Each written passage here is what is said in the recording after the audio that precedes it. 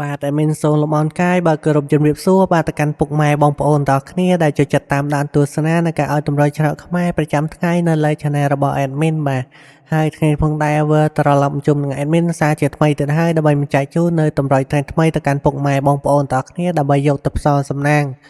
តែមុននឹងឈានទៅមើលនៅតម្រុយបាទសម្រាប់ថ្ងៃថ្មីពុកម៉ែបងប្អូនទាំងអស់គ្នាសូមជួយចុច Subscribe នៅលើ Channel របស់ Admin ម្នាក់មួយផង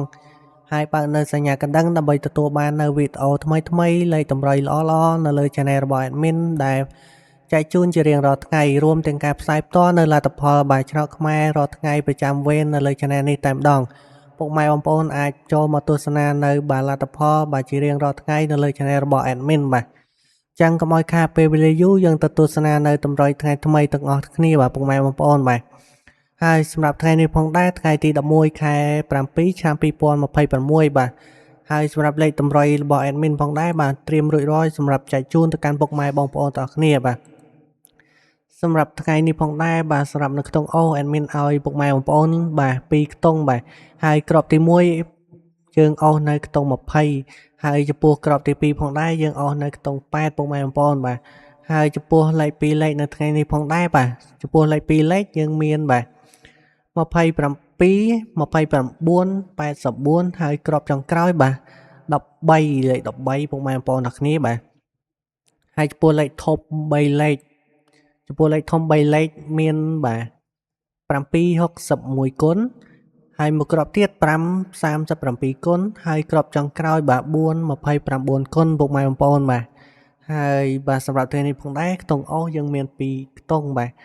ខ្ទង់20ហើយនិងខ្ទង់8ពុកម៉ែបងប្អូន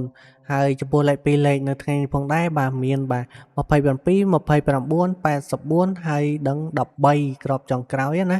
បាទហើយបាទសម្រាប់លេខធំ3លេខបាទមានបាទ761គុណហើយមួយក្របទៀត5 37គុណហើយក្របចុងក្រោយបាទ4 29គុណបាទពុកម៉ែបងប្អូនទាំងគ្នាបាទ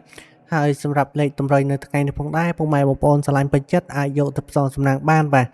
ហើយជូនពរពុកម៉ែបងប្អូនទាំងគ្នាបាទសំណាងល្អហេងបានចូលចំគ្រប់គ្នាផងដែរបាទ